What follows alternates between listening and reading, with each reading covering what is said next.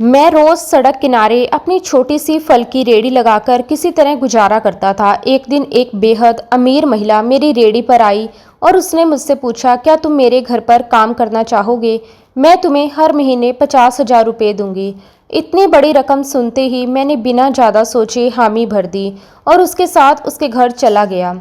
उसके घर की आलीशान सजावट देखकर मेरी आंखें खुली की खुली रह गई, लेकिन उससे भी ज़्यादा हैरानी मुझे ये जानकर हुई कि उस विशाल घर में वो अकेली रहती थी।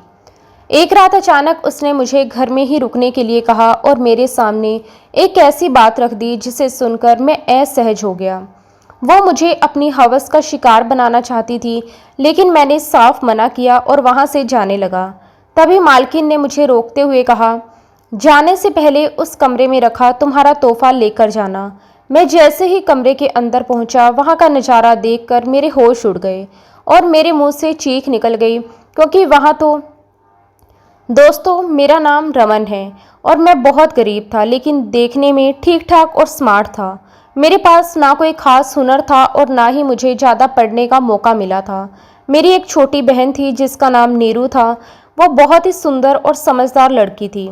इस दुनिया में हम दोनों भाई बहन के अलावा हमारा अपना कहने वाला कोई नहीं था। हमारे माँ बाप बचपन में ही हमें अकेला छोड़कर इस दुनिया से चले गए थे। कुछ रिश्तेदार जरूर थे, लेकिन जब हमारा बुरा समय आया तो उन्होंने हमारी मदद के बजाय हमारा मजाक उड़ाया। इसलिए हमने भी उनसे कभी मदद नहीं मांगी और दोनों भाई बहन एक दूसरे का सहारा बनकर रहने लगे। मैं सड़क के किनारे ठेला लगाकर फल बेचता था। इसी कमाई से हमारा घर चलता था। एक दिन नीरू ने मुझसे कहा, भैया मैं घर पर बच्चों को ट्यूशन पढ़ाना चाहती हूँ। ये सुनकर मैं थोड़ा परेशान हुआ। मेरी बहन जवान थी और मुझे उसकी चिंता रहती थी, लेकिन जब उसने बताया कि बच्चे हमारे घर पर ही पढ़ने आएंगे तो मैंने उसे हाँ कह दी।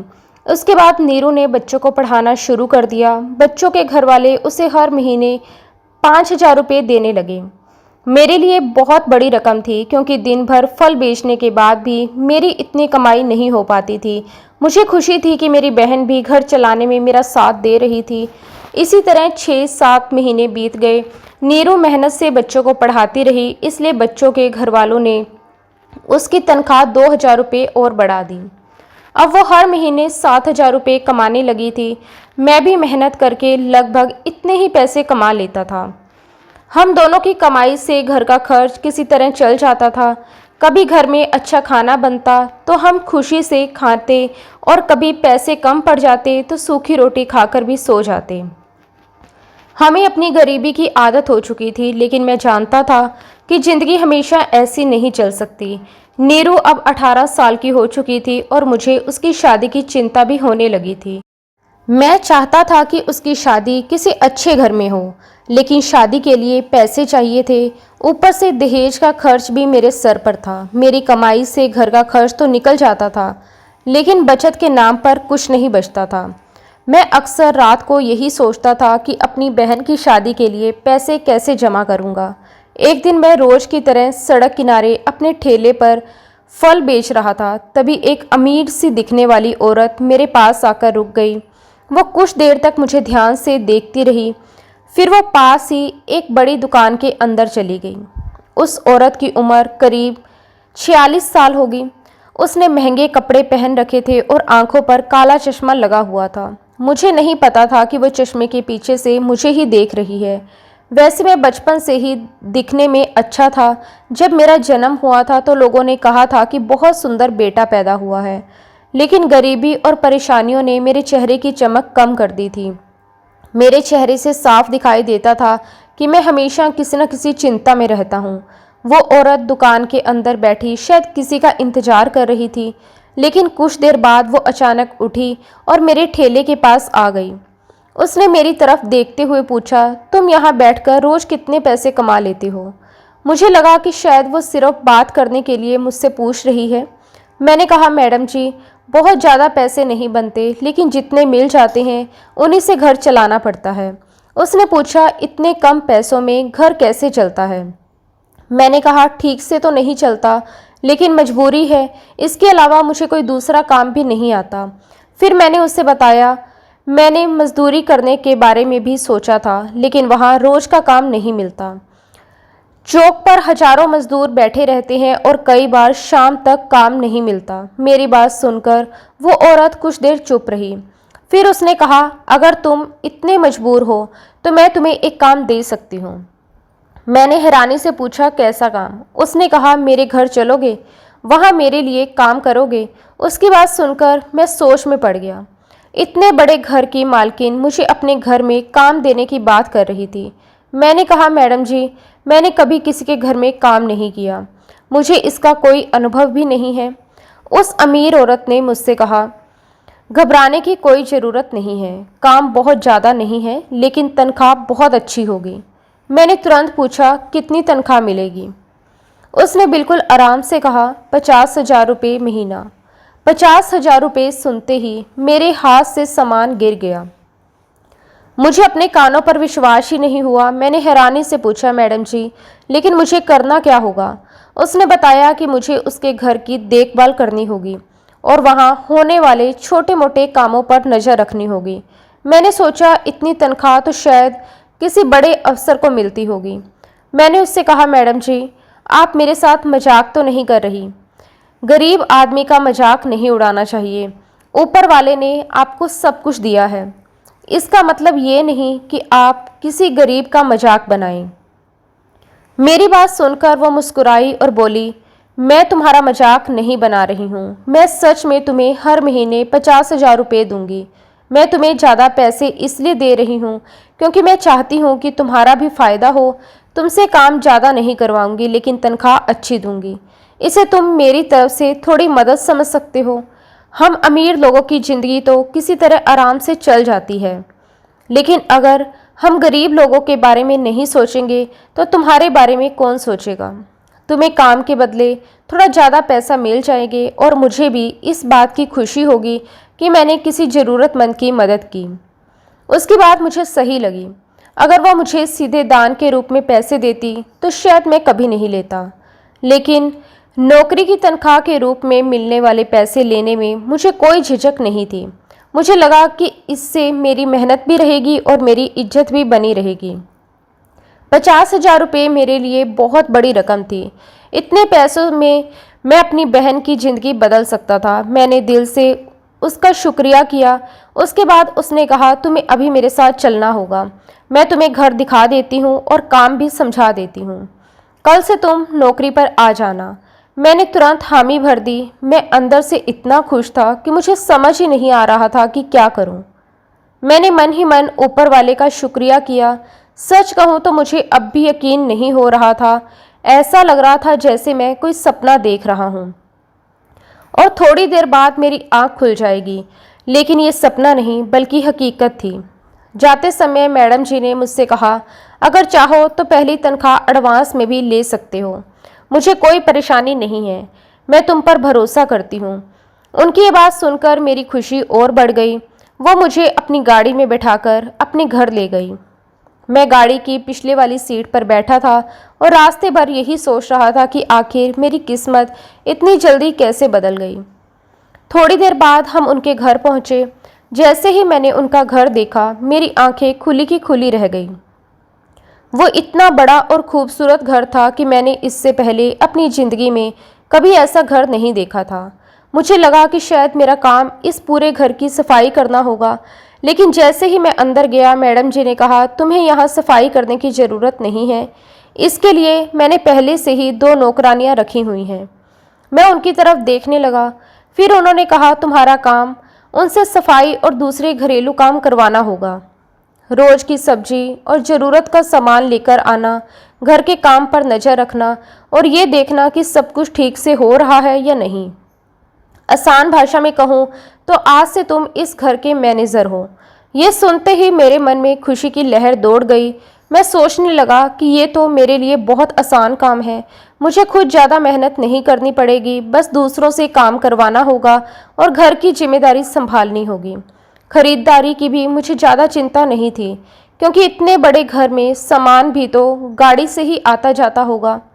तभी मैडम जी ने मुझसे कहा, अगर कभी रात में यहीं रुकना चाहो तो तुम्हें कोई परेशानी नहीं होगी। मैंने कहा, मैडम जी, मैं इस बारे में सोचकर आपको बता दूंगा।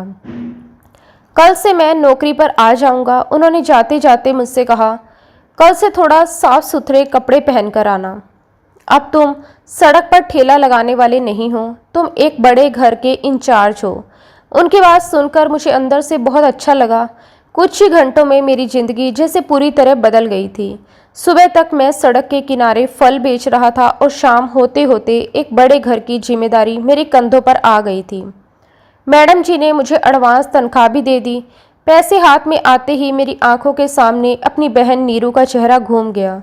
सबसे पहले मेरा मन हुआ कि घर जाकर उसे ये खुशखबरी सुनाऊं, लेकिन फिर मैंने कुछ और ही फैसला किया। मैंने सोचा कि मैं नीरू को अभी इस नौकरी और मिलने वाली बड़ी तनख्वाह के बारे में कुछ नहीं बताऊंगा। अगर उसे पता चल गया कि मुझे हर महीने 50,000 रुपये मिल रहे हैं तो शायद हम अपनी ज़रूरतों पर पैसे खर्च करना शुरू कर देंगे। मैं चाहता था कि कुछ महीनों तक एक एक रुपया बचाऊं। मैंने मन ही मन तय कर लिया कि 6-7 महीने तक पूरी कमाई जमा करूंगा। फिर उन्हीं पैसों से नीरू की शादी के लिए ज़रूरी सामान खरीदूंगा और उसके लिए एक अच्छा रिश्ता भी तलाश करूंगा। जब सारी तैयारी पूरी हो जाएगी तब मैं अचानक उसके सामने ये खुशखबरी रखूंगा। हमारे खानदान में लड़कियों की शादी ज़्यादा उम्र होने से पहले ही कर दी जाती थी। मेरी बहन अब 19 साल की हो चुकी थी और इस हिसाब से उसकी शादी की उम्र भी निकलती जा रही थी। ऊपर से शादी तय होने के बाद भी 1-2 साल तैयारियों में लग जाते थे, लेकिन हमारे पास अभी तक शादी के लिए कोई खास तैयारी नहीं थी। हमारे खानदान के लोग वैसे तो किसी के काम नहीं आते थे, लेकिन दूसरों के मामलों में बातें बनाने में सबसे आगे रहते थे। अब वे भी तरह तरह की बातें करने लगे थे। कोई कहता बहन को इतना बड़ा कर दिया है, लेकिन शादी करेगा भी कैसे, गरीब आदमी के पास पैसा ही नहीं है। उनकी बातें सुनकर मुझे बहुत बुरा लगता था। अब मैंने भी ठान लिया था कि एक दिन इन सभी लोगों का मुंह बंद करूंगा। मैं चाहता था कि जब मेरी बहन की शादी हो तो सब देखते रह जाएं और उन्हें पता चले कि मैंने अपनी बहन के लिए कितना अच्छा इंतजाम किया है। इसी वजह से मैंने नीरू को अपनी नई नौकरी और मिलने वाली तनख्वाह के बारे में कुछ नहीं बताया था। मैं चाहता था कि पहले पैसे जमा कर लूं और फिर उसे अचानक सारी खुशखबरी दूं। एक शाम मैं घर पहुंचा तो मेरी बहन ने मुझे देखते ही कहा, भैया आज आप बहुत खुश लग रहे हो। मैंने मुस्कुराकर कहा, हाँ आज मेरा काम अच्छा चला है। ये सुनकर वो भी खुश हो गई। फिर मैंने उससे पूछा, तुम इतनी खुश क्यों हो?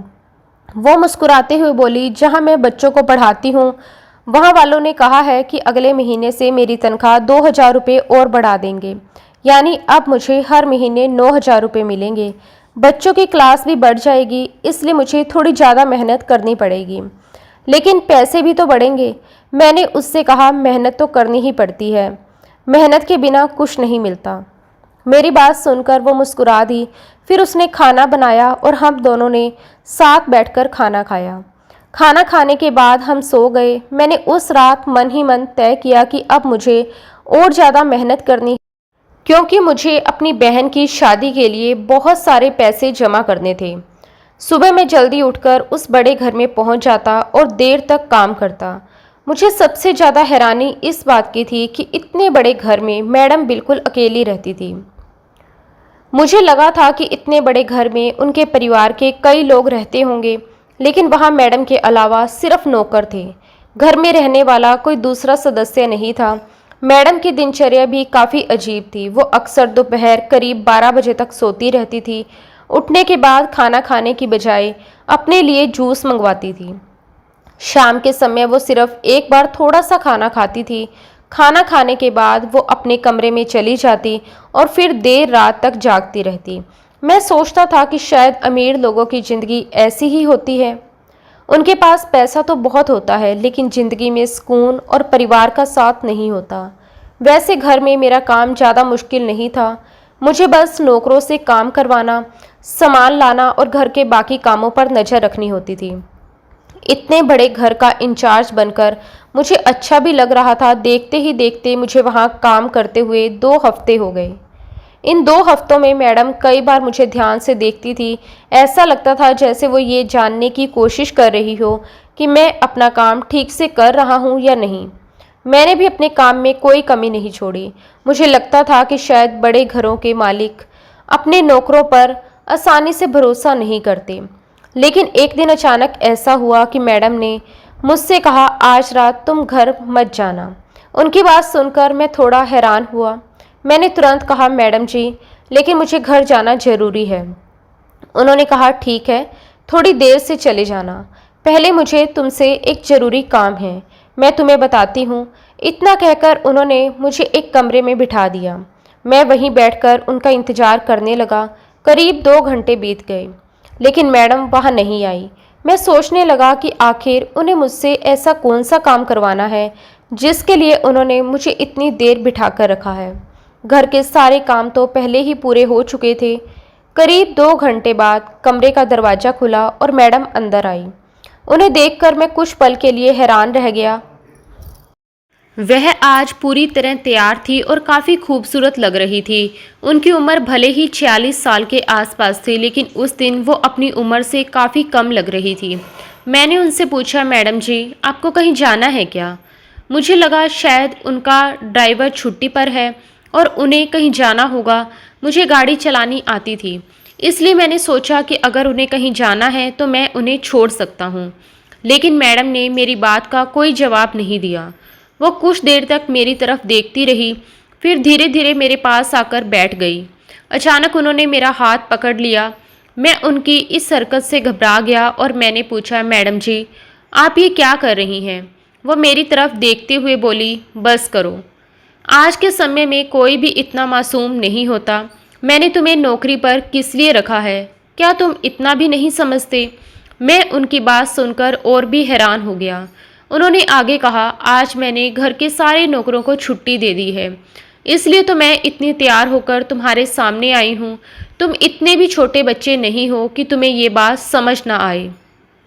तुम कोई 10-12 साल के बच्चे नहीं हो, तुम्हारी उम्र भी करीब 22 साल है ना? मैं ये सब सुनकर बुरी तरह हैरान और परेशान हो गया। मैडम ने मेरी तरफ देखते हुए कहा, मैं तुम्हें इतनी आसानी से मिल रही हूँ, फिर भी तुम्हें इस बात की खुशी नहीं है। मैंने तुरंत कहा, नहीं मैडम जी, मैं ऐसा कोई काम नहीं करता। अगर यहाँ नौकरी के बदले मुझसे ऐसी उम्मीद की जा रही है तो मैं आज ही आपकी नौकरी छोड़ देता हूँ। इतना कहकर मैंने वहाँ से जाने की कोशिश की, लेकिन मैडम ने मेरा हाथ पकड़ लिया। मैंने अपना हाथ छुड़ाते हुए कहा, आप मुझे एक गलत काम करने के लिए मजबूर नहीं कर सकती। मैं आपको अपनी मालकिन समझता हूँ और मेरे दिल में आपके लिए बहुत इज्जत है। मैं ऐसा कुछ नहीं कर सकता। मैंने उन्हें साफ साफ अपनी बात समझाई और वहाँ से जाने लगा। तभी अचानक मैडम ने ज़ोर ज़ोर से तालियां बजानी शुरू कर दी। उनकी तालियों की आवाज़ सुनकर मैं रुक गया और पलटकर उनकी तरफ देखने लगा। वो मुस्कुरा रही थी। उन्होंने कहा, रमन, तुमने आज बहुत बड़ी परीक्षा पास कर ली है। मैं उनकी बात सुनकर हैरान रह गया। मैंने पूछा, कैसी परीक्षा? मैडम ने कहा, मैं तुम्हारी इज्जत, तुम्हारे संस्कार और तुम्हारे धैर्य का इम्तिहान ले रही थी और तुम उस इम्तिहान में पूरी तरह पास हो गए। अब मैं तुम्हें एक ऐसी बात बताना चाहती हूँ जिसकी शायद तुमने कल्पना भी नहीं की होगी। मैं चुपचाप उनकी तरफ देखता रहा। उन्होंने कहा, मैं चाहती हूँ कि तुम मेरी एक जान पहचान की लड़की से शादी कर लो।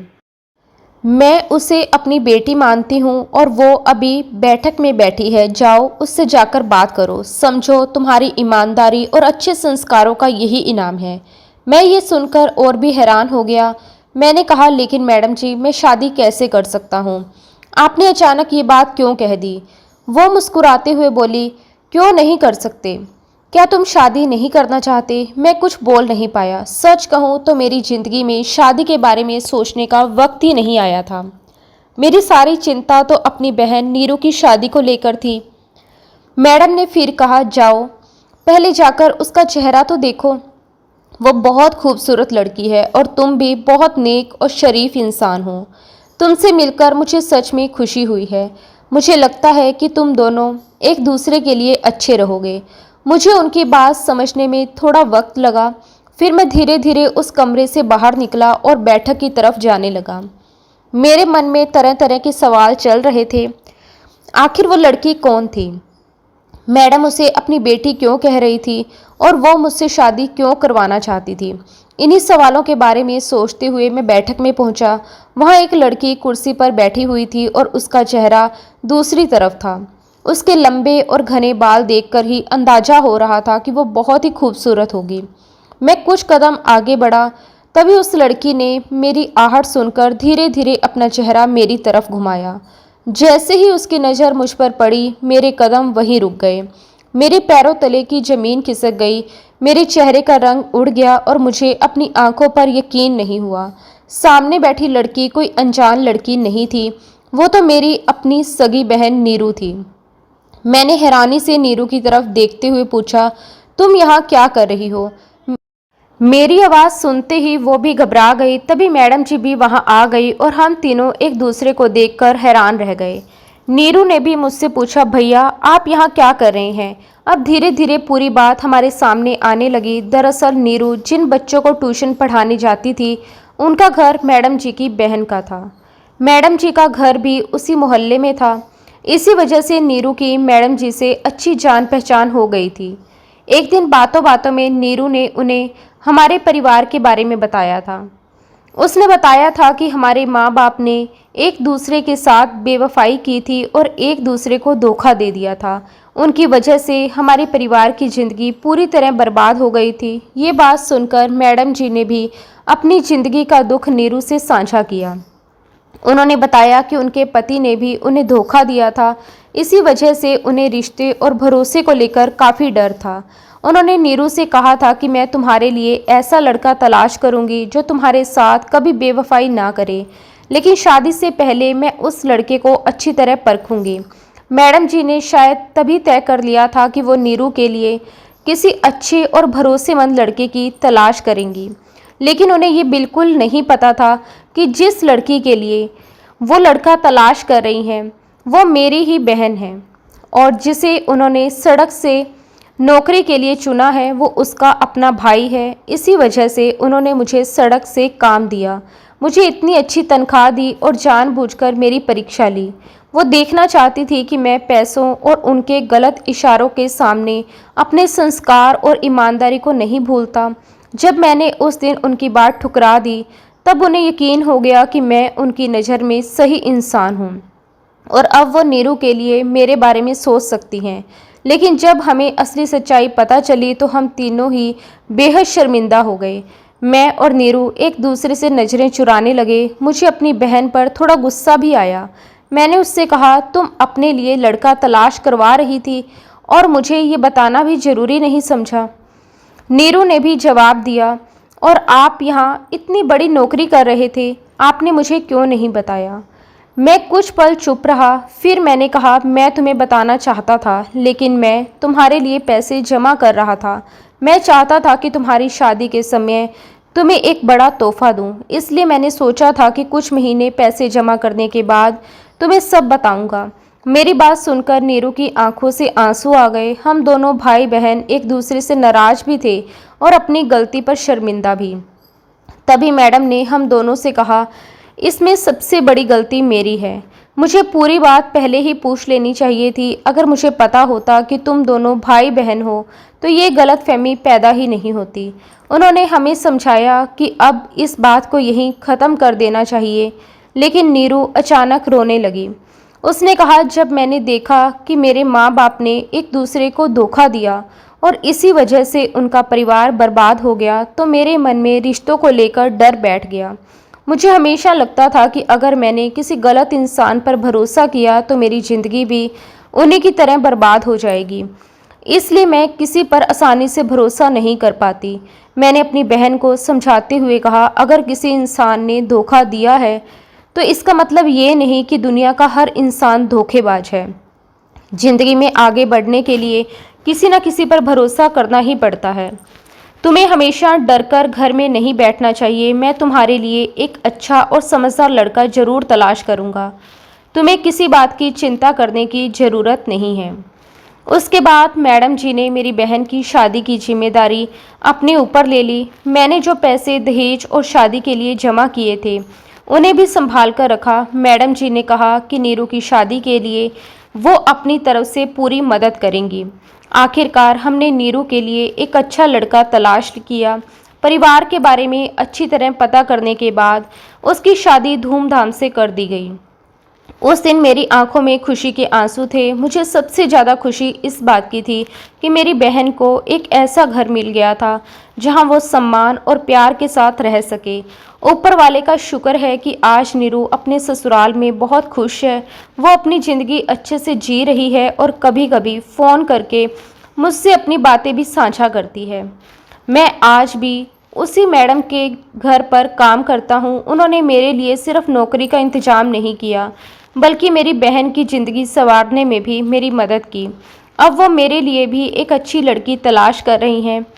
इस पूरे अनुभव से मैंने एक बात सीखी कि दुनिया में बुरे लोग ज़रूर हैं, लेकिन अच्छे और मदद करने वाले लोग भी कम नहीं हैं। मेरी बहन की गलती सिर्फ इतनी थी कि उसने अपने डर और पुराने अनुभव की वजह से मुझसे ये बात छुपाई।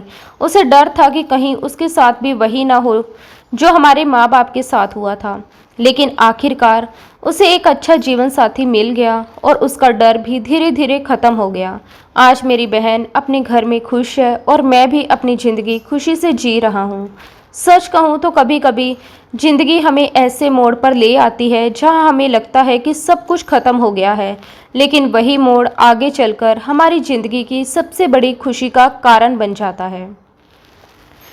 तो दोस्तों, इस कहानी से हमें यही सीख मिलती है कि हर इंसान एक जैसा नहीं होता। कुछ बुरे अनुभवों की वजह से हमें पूरी दुनिया पर शक नहीं करना चाहिए। रिश्ते भरोसे और सच्चाई से ही मजबूत बनते हैं। रमन और नीरू की ज़िंदगी में भी मुश्किलें आई, लेकिन आखिरकार सब कुछ सही हो गया और दोनों अपनी ज़िंदगी में खुश हैं। अगर आपको भी ये कहानी पसंद आई हो, तो इसकी सीख आपके दिल को छू गई हो, तो हमारे चैनल को सब्सक्राइब जरूर करें और ऐसे ही दिलचस्प और भावुक कहानियों के लिए हमारे साथ जुड़े रहें। मिलते हैं अगली कहानी में। तब तक अपना और अपने अपनों का ख्याल रखिए। धन्यवाद।